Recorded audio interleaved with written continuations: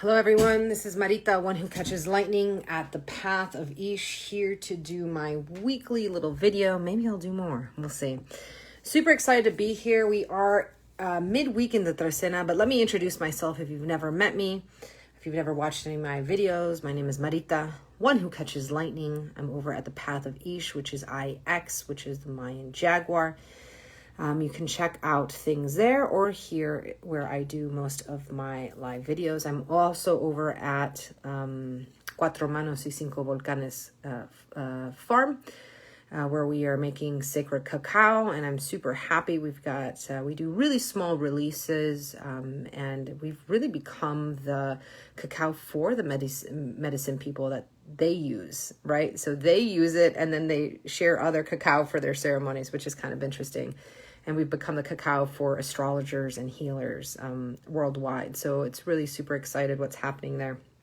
But what do we do at the Path of Ish? What are we doing here? Why do we do the Mayan calendar?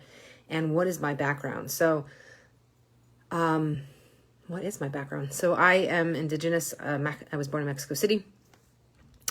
I come from the Olmec and the Zapotec tribe, and grew up in a very unique family, half the time in Mexico City, half the time in the United States. I went to a Catholic high school, so I do have those influences, Irish Catholic high school. So there's a lot going on. I grew up with people from around the world. I've been trained since I was born and chosen for the path. So anytime that you're supporting me or anything that I do at the Path of Ish, if you join my Patreon, or if you buy cacao from me, or if you join any of my classes, you are supporting living indigenous voices. So that is, thank you for that. And thank you for taking the time to support living indigenous voices. So today we're going to continue talking about the Mayan calendar. And the reason that we talk about the Mayan calendar is because the Mayan calendar offers us an opportunity. Hi, Dorothy. To change from a Western mentality of time, which includes a value set, an identity of never being enough, an identity of being what you do, a human doing, not a human being. So there's a lot compacted into that idea of time as it relates to how people in the West view time and use time, whether they think of it as linear, whether they put it in little calendars with little boxes. The Mayan calendar, just by its nature, or any other kind of calendar, gets you to look at time and your relationship with time, therefore your relationship with value, with yourself, your community, in a different way. So I'm very humbled to be able to teach a little bit. My grandfather taught me the Mayan calendar when he would take me out. My parents didn't know about it actually, but would take me out and taught me some old ways, as well as some other people in my family as well that raised me on the side, as well as teachers.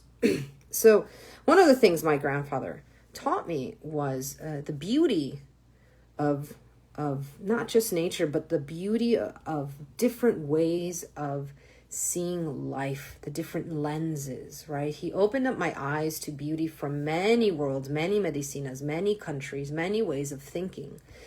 And it is because of him that I take the time to try to connect to these teachings. So thank you, grandfather.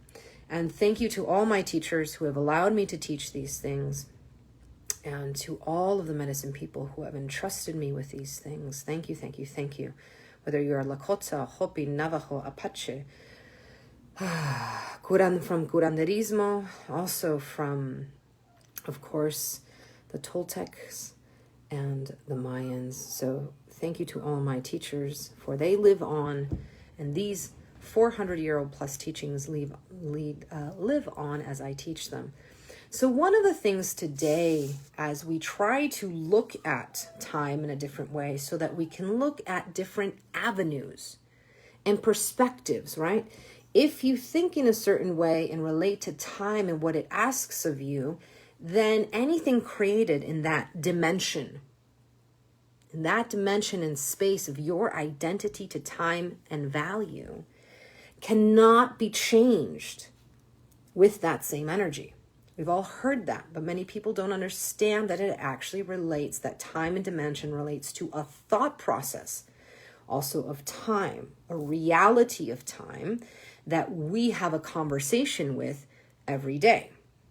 This conversation with the Mayan calendar brings to it an idea of not just days, but nahuales, spirits and energies that as you work with them, these living beings, right? You don't just look at them and be like, okay, I check the day and move on. As you learn about them, as you sit with them, as you ask them to teach you, then allow you the energy necessary to complete that day. So the Mayan calendar and this different perspective automatically says you are not alone, because the energy of the days are created by these nahuales and then anything else that interacts with that, which includes all of the kingdoms of Mother Nature. So immediately by stepping into this teaching of the Mayan calendar, of looking at that, at a different way of time and relationship to your day, it changes the possibilities.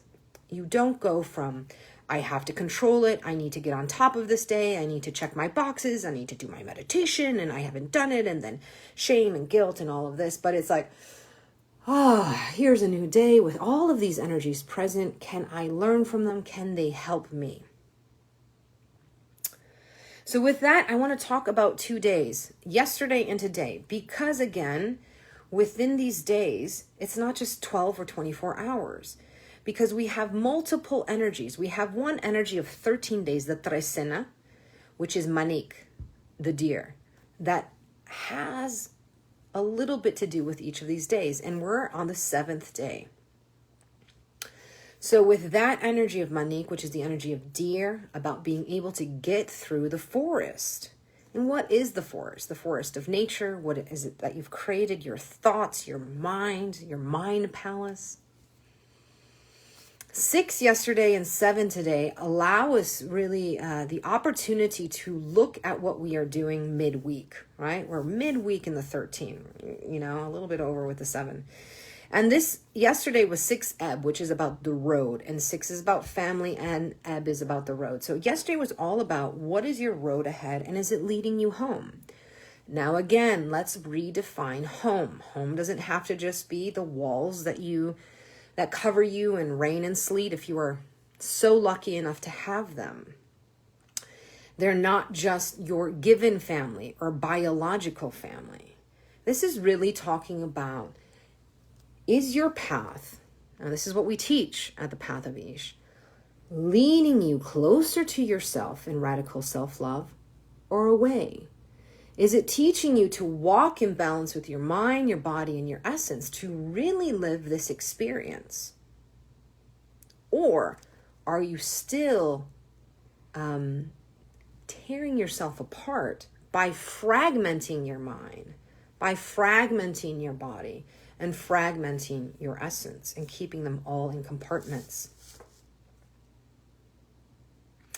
I also want to bring in the idea, when I speak of mind, it's not just your mind, but it's your consciousness, which if you actually look at other forms of talking about the mind, it wasn't until the Western ideals said that the mind was this thing, this machine, that we lost the idea of consciousness. So if you go into old texts, Hinduism, Buddhism, and things like that, mind was considered consciousness. So it wasn't till about 300 years ago, where we had to start bringing this practice around, because all of a sudden consciousness had been separated from the mind. But that's a whole nother conversation. And that's what I teach at the Path of Ish. Today is 7 Ben. So 7 Ben is really that energy again of neutrality. 7 is about neutrality. Ben is about corn, about sugarcane, about abundance. So here we are with these powerful energies that can become our friends, our alliances, if we sit. So if you are having trouble today, someone said, I feel torn. Okay, then if you're feeling torn, take responsibility for your actions, but also take responsibility for asking for help. 7, please help me approach my idea of being torn from a neutral position that allows me to see a greater aspect of my potential than just being stuck in my identity and my stories of how I am torn and will always remain torn. Ben, nahuale of Ben, I humbly approach you and ask you today, I am feeling torn, yet you are talking about harvest in abundance.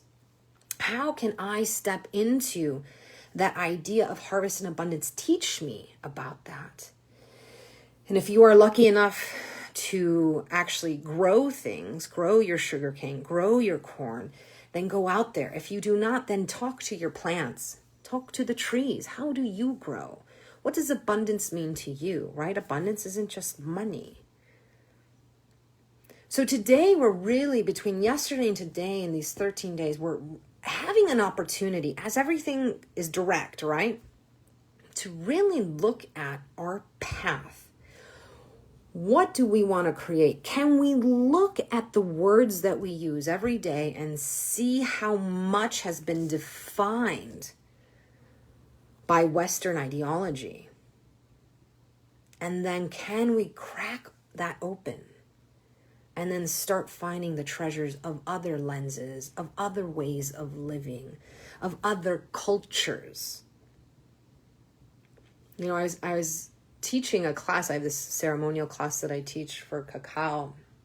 And I was reminded that I lived mostly till I was about 13, 14, and then about till 16 in a predominantly non-white spaces. Like, I had them in a predominantly non-colonized spaces, right? I had them around me, my school and things I went to, but I grew up with people from around the world, right? Speaking multiple languages. And so English was just a language, another one that people used to communicate. You know, my best friends were from around the world, from multiple traditions. And so I culturally look at the world very differently. And we sometimes forget that. And we use these things, definitions that we think we have a cognitive bias towards. And we think that everyone means the same thing when we say home, family, community, right? Country, right? But it's very different for many people. And so I challenge you in the remaining nahuale of Manik to start looking at these words that you are so everyday to you, yet are many times the start of your story. What is home? I don't have a home. I've been abused. This has happened to me physically, emotionally, sexually. My tribe, my community has not been there. All of these stories, and start redefining what home and community mean.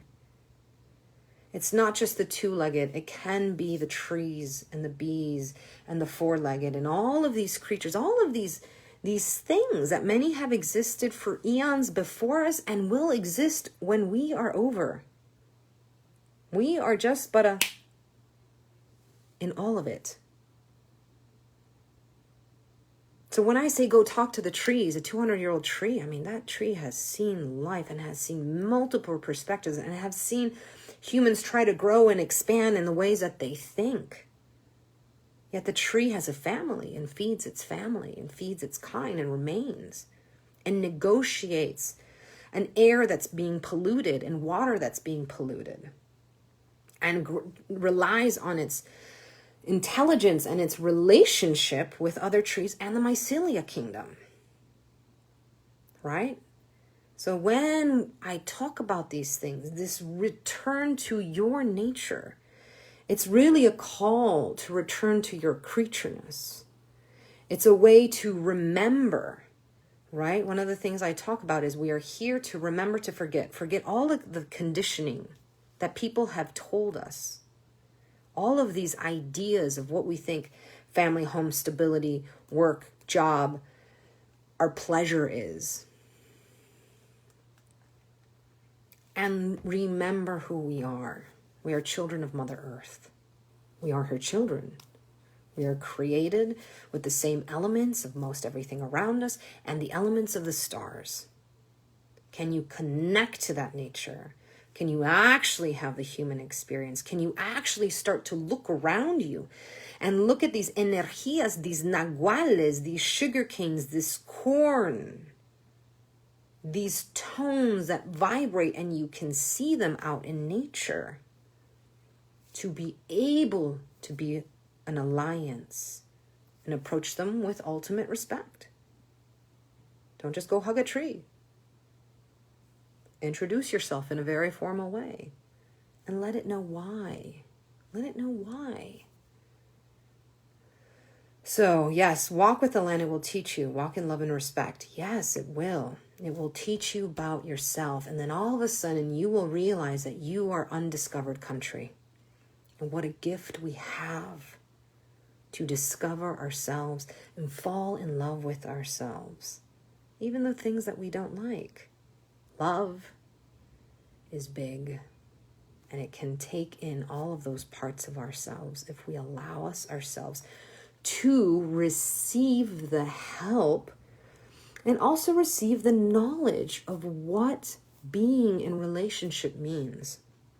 So today, as we continue talking about relationships in the Mayan calendar, I'd like to invite you, if you like this, if you are interested in learning more about these ways and traditions from multiple lineages, to #Jaguar and join me in the Jaguar Mystery School. The Path of Ish has a mystery school called the Jaguar Tree. We are accepting second round of applications. Super excited. We have drawn in some practitioners, which I'm excited to work with. And so if you are feeling that call to sit in the circle for 6 months with us, #Jaguar. But before we go, let us take a small meditation and take our 3 breaths as we do every time. And today, we'll take our 3 breaths in and out through the nose as we always do. Imagine as you breathe in to breathe everything of who you are right into your heart center. So when we call your mind, have it bring it to your heart center. When you call your body, bring it to your heart center. When you call your essence, bring it into your heart center. And that's where we will begin, and we'll just take a minute to breathe together and call in the energies of today so they can support us. They can teach us. So in offering, we open up our hands because we were going to humbly ask Mother Earth for a root instead of rooting down. We're not colonizers over here. So if you would like to breathe with me, you can. If you don't have to. So let's take 3 breaths in and out through the nose. The first one, bringing your mind into this time, into this space, into the place in the middle of your heart, this heart center. Second one, in and out through the nose, bringing your body into this time, this place, into the middle of your heart center. Aho, ele. Third. Making things a little bit easier on the 3rd breath as you approach your essence, bringing it into this time, this space here in your heart center. With all of these 3 parts right now in your heart center, pick a color for each one. Green, red, blue. And humbly ask them. They might not get along, right? They might not even talk to each other a lot. They humbly ask them in this moment now. Please, in this moment now, heart, body, and soul, mind, essence. Can you weave this 3 braided, branded, beautiful strand together and send that strand and that braid down to Mother Earth as an offering? And the offering is you. Your potential to be aligned as you walk this path, and let her receive that. And as she receives that, from that gift, ask her back, please, Mother Earth, give me the root necessary to continue walking a path of radical self-love, to connect it in a way in beingness of who I am and the potential of who I am. And so allow that and that her unconditional love to come up back into your heart center as she receives your gift. And with that, we humbly approach the nahuales of this week. Manik, 7, the tone of 6 since we spoke to it. Ebb, road, ben, sugarcane and corn maiden. And we humbly ask them to help us build better relationships with our nature, with our mind, our body, and our essence. We humbly ask them to teach us to be patient with us as we learn new ways.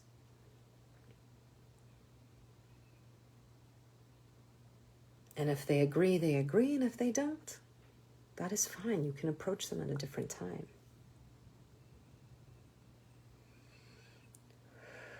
And just keep breathing, keep breathing, keep breathing.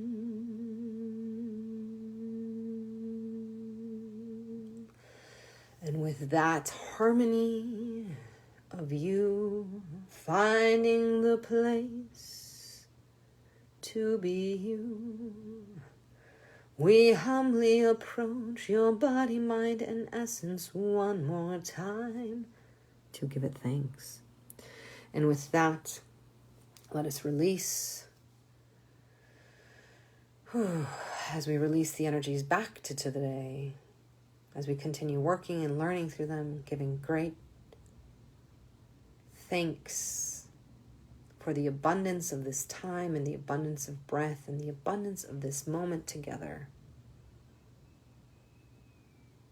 And as we do that, we take 3 breaths again. Let's do 4. First, in and out through the nose, thanking all who have been here and all the energies that have supported this teachings. Thank you, thank you, thank you. Then 3, in and out through the nose, thanking our essence for coming to this time and this place. In and out through the nose, thanking our body for coming to this time and this place. And lastly, in and out through the nose, thanking our mind for coming to this time and this place. Thank you everyone here for joining on this small plática and teaching and small meditation as we talk about how to shift our ideas of home, love, and abundance by approaching time and all the stories attached to them and Western colonization that keep you rooted in this idea of a human doing and not a human being. This is Marita, one who catches lightning with the path of Ish. I hope to see you in our mystery school, the Jaguar Tree. We commence vernal equinox, #Jaguar, if you want to apply. Thank you. And thank you. Thank you for supporting. Please like, please share. Remember, every time you like, share, join anything that I'm doing, you are supporting living Indigenous Native voices.